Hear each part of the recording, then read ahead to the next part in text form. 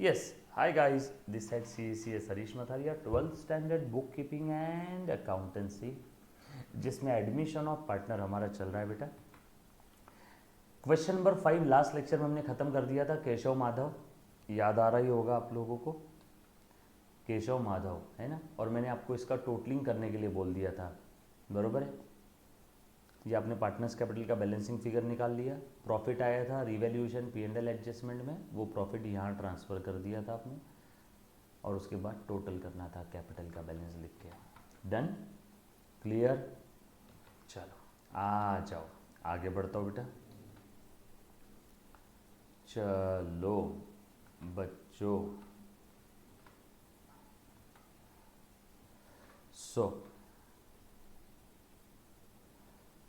So guys,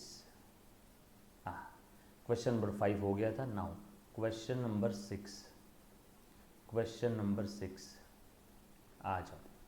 अच्छा 6 काफ़ी बड़ा है, 6 के लिए टाइम ज़्यादा लगेगा, तो 6 नेक्स्ट लेक्चर में लूँगा, बरोबर है। 6 नेक्स्ट लेक्चर में लेने वाला हूँ, आ जाओ। अभी करेंगे हम लोग उसके नीचे। क्वेश्चन नंबर 6 नेक्स्ट लेक्चर में रहेगा। जो भी बच्चा लेक्चर, जब कभी भी लेक्चर देख रहा है बेटा, online offline, objective type questions हम लोग करते हैं बेटा। सर एग्जाम में ऑब्जेक्टिव क्वेश्चंस आते हैं क्या? जी हाँ, बिल्कुल आने वाले हैं।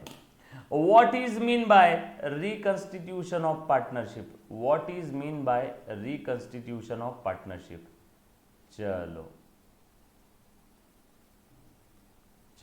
आ जाओ। रिकंस्टिट्यूशन ऑफ पार्टनरशिप का मतलब क्या है? चलो पटापट से जवाब दे दो मुन्ना। सबसे पहले तो पटापट से आ जाओ बेटा, चलो जल्दी जल्दी से। सो objective type question number 1, what is mean by reconstitution? बेटा रिकंस्टिट्यूशन का मतलब होता है पार्टनरशिप फर्म के फॉर्म में अगर कुछ भी चेंज होता है, या तो पार्टनर आ रहा है, या तो पार्टनर जा रहा है, या तो प्रॉफिट शेयरिंग रेशो चेंज हुआ, अगर इसमें से कोई भी चेंज होता है, yes definitely we can say that partnership firm reconstitute हो गई है। If there is any change in the form or relationship of the partners, या फिर फॉर्म ऑफ पार्टनरशिप या रिलेशनशिप ऑफ द पार्टनर्स, इसमें अगर कुछ भी चेंज हुआ या प्रॉफिट शेयरिंग रेशो भी चेंज हुआ, तो हम लोग उसे बोलेंगे रिकंस्टिट्यूशन हुआ है। What is mean by admission of a partner? Admission of partner का मतलब होता है it is a process in which new person taken into the partnership as a partner is called as admission of partner. yes or no?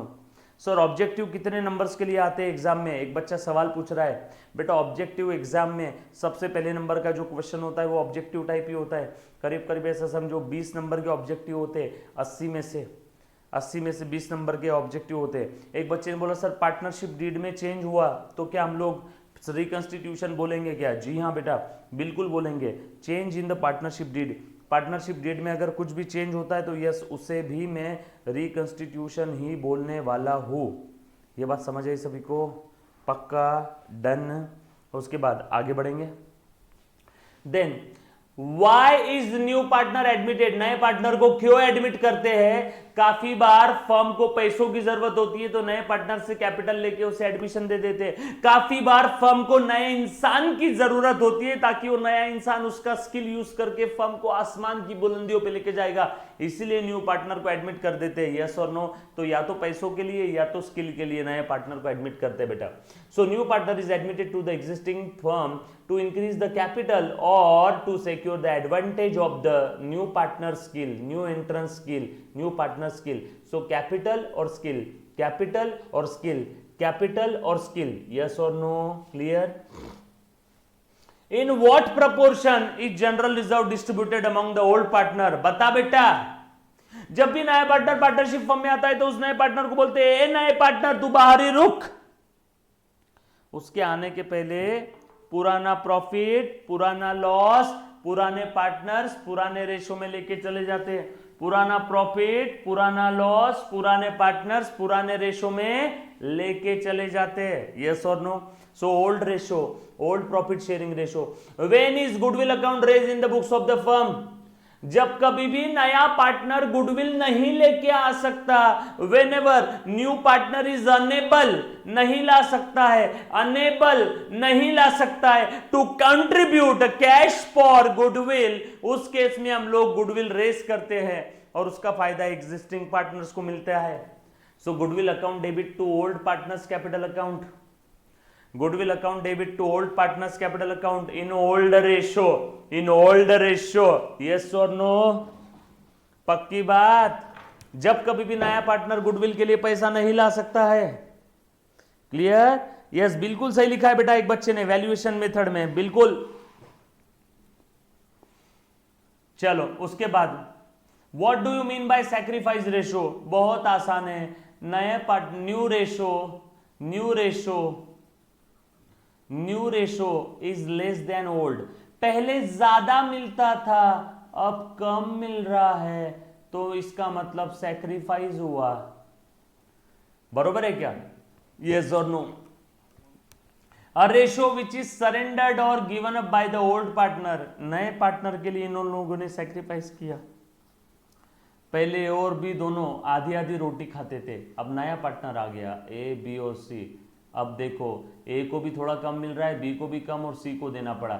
मतलब इन्होंने surrender किया, sacrifice किया old partners ने new partner के लिए in favour of, in favour of, in favour of newly admitted partner is called as sacrifice ratio, is called as sacrifice ratio, yes or no? मैं उम्मीद कर रहा हूं कि इसके पहले मैंने जो भी आपको पढ़ाया है पार्टनरशिप का, वो आपने लेक्चर पूरी शिद्दत और ईमानदारी के साथ अटेंड किए बेटा। ये वन सेंटेंस क्वेश्चन आंसर है, ये वही है जो हमने इसके पहले थ्योरी में पढ़ा हुआ है, यहाँ पे आ रहा है बेटा वन सेंटेंस में। आ जाओ। उसके बाद when is the ratio of sacrifice is to be calculated? कब कैलकुलेट करना है? लो कब कैलकुलेट करते हैं बेटा? नया पार्टनर जब भी फर्म में आता है, प्लीज ध्यान देना, ratio of sacrifice is calculated when the benefit of goodwill raise और contributed by the new partner in cash and is to be shared and transfer to the existing partner. नहीं समझे? वापस बताता हूं हिंदी भाषा में। नया पार्टनर आ रहा है, नए पार्टनर के लिए पुराने पार्टनर ने प्रॉफिट सैक्रिफाइस किया। देखो भैया, प्रॉफिट तो टोटल वन ही होता है, पहले दो पार्टनर आधा आधा लेते थे, अब नया पार्टनर आ गया तो नए पार्टनर के लिए भी प्रॉफिट सैक्रिफाइस करना है। पहले जो एक रोटी दो लोग खाते थे, अब वही एक रोटी तीन लोग खाएंगे, तो पुराने किसी न किसी को सैक्रिफाइस हुआ होगा। तो उस सैक्रिफाइस के बदले उसे नए पार्टनर से क्या मिलता है? गुडविल। उस सैक्रिफाइस के बदले नए पार्टनर से क्या मिलता है? गुडविल। उस सैक्रिफाइस के बदले नए पार्टनर से क्या मिलता है? गुडविल। सो जब कभी भी बेनिफिट ऑफ गुडविल, कौन सा गुडविल? जो नया पार्टनर लेके आ रहा है इन कैश, उसे बांटना है, उसे बांटना है अमंग द ओल्ड पार्टनर, है ना? तो जो जो ओल्ड पार्टनर ने सैक्रिफाइस किया नए पार्टनर के लिए, उन्हीं को हम लोग गुडविल बांटते हैं सैक्रिफाइस रेशो में। आसान भाषा में, at the time of admission नया पार्टनर जो गुडविल लेके आएगा, वो गुडविल नया पार्टनर उसी पार्टनर को देगा जिसने उसके लिए सैक्रिफाइस किया। ए और बी दो पार्टनर थे, ए को प्रॉफिट मिलता था 5, बी को मिलता था 5। नया पार्टनर आया, नए पार्टनर को प्रॉफिट मिल रहा है 2, और वो 2 प्रॉफिट बी ने दिया। अब बी को कितना मिल रहा है? 3। सो पहले भी प्रॉफिट था 10, अभी भी है 10, लेकिन नए पार्टनर के लिए यहां सिर्फ बी ने सैक्रिफाइस किया, तो नया पार्टनर गुडविल भी सिर्फ बी को देगा, ए को नया पार्टनर गुडविल नहीं देगा। सो नया पार्टनर बोलेगा मेरे लिए जिसने प्रॉफिट सैक्रिफाइस किया मैं उसी को गुडविल दूंगा, इसीलिए हमें सैक्रिफाइस रेशियो निकालना है। सो नए पार्टनर का गुडविल बांटने के लिए हमें सैक्रिफाइस रेशियो निकालना है, नए पार्टनर का गुडविल बांटने के लिए हमें सैक्रिफाइस रेशियो निकालना है। यस और no? How is sacrifice ratio calculated? अभी तो बता दिया था मैंने। अरे बेटा देखो ध्यान देना, चलो बेटा, पहले मुझे प्रॉफिट मिलता था ए बी, समझ लो आपको समझाने के लिए 12 रुपीज़ का टोटल प्रॉफिट है, बरोबर है? तो पहले इनको मिलता था 6, इनको मिलता था 6, 6/12, 6/12। न्यू रेशो में 3 पार्टनर हो गए, तीनों को 4-4 प्रॉफिट मिल रहा है, 4/12, 4/12, 4/12। अब बताओ ए को सैक्रिफाइस हुआ कि गेन? पहले ए को मिल रहा था 12 में से 6, अब मिल रहा है 12 में से 4। ओल्ड माइनस न्यू, यहाँ पे सैक्रिफाइस हो गया 2/12। ओल्ड माइनस न्यू सैक्रिफाइस हो गया 2/12, और ये दोनों सैक्रिफाइस की टोटल ही न्यू पार्टनर का रेशो है। ये सॉल्व। तो कैसे निकाला? Old minus new is equal to answer plus में आए तो sacrifice, old minus new deducting new ratio from old ratio, old में से न्यू माइनस करो, आंसर प्लस आए तो सैक्रिफाइस रेशो आ जाएगा, यस और no. What is the profit and loss adjustment account और रिवैल्यूएशन अकाउंट? लो, जब कभी भी पार्टनरशिप फर्म में कोई नया पार्टनर आता है या कोई पार्टनर छोड़ के चला जाता है तो उस समय हम लोग असेट और लाइबिलिटी को रीवैल्यू करते हैं और वो रिवैल्यूएशन का प्रॉफिट एंड लॉस एडजस्टमेंट या रिवैल्यूएशन अकाउंट में डाल देते हैं। नॉमिनल इन नेचर है, नॉमिनल इन नेचर है, यस और नो, पक्की बात है ना। और ये अकाउंट की मदद से हम लोग असर्टन करते हैं, पता लगाते हैं प्रॉफिट और लॉस ऑन रिवैल्यूएशन। इस अकाउंट से हम लोग असर्टन करते हैं, पता लगाते हैं प्रॉफिट और loss on revaluation. Clear? What does the excess debit over the credit in P&L adjustment account? Debit side की टोटल ज्यादा है P&L एडजस्टमेंट यानी रिवैल्यूएशन अकाउंट में, डेबिट यानी एक्सपेंस साइड ये ज्यादा है ये कम है, तो रिवैल्यूएशन लॉस हो गया, रिवैल्यूएशन लॉस हो गया। ये साइड की टोटल ज्यादा है, इधर आया तो रिवैल्यूएशन प्रॉफिट हो गया। याद आया क्या? उसके बाद what does credit balance in the, वो तो ऑलरेडी बता दिया ऊपर वाला ही, क्रेडिट साइड की टोटल ज्यादा है ना, रिवैल्यूएशन की क्रेडिट की टोटल ज्यादा, डेबिट की कम, तो ये आया प्रॉफिट। और ये बांट देंगे ओल्ड पार्टनर्स को ओल्ड रेशो में, ओल्ड पार्टनर्स को ओल्ड रेशो में, प्रॉफिट हो लॉस हो। सही बोल रहा हूं ना? किया है ना हमने ये सब, यस और नो। उसके बाद in which ratio do the old partner share profit और loss made on revaluation asset? Old ratio में, रिवैल्यूएशन का प्रॉफिट लॉस ओल्ड रेशो में। व्हाट इज जनरल रिजर्व और रिजर्व फंड? जनरल रिजर्व ये पुराना प्रॉफिट है ना, प्रॉफिट में से हम लोग हर साल थोड़ा थोड़ा हिस्सा बचा के रखते हैं, बचत करते हैं, तो वो हमारा रिजर्व है।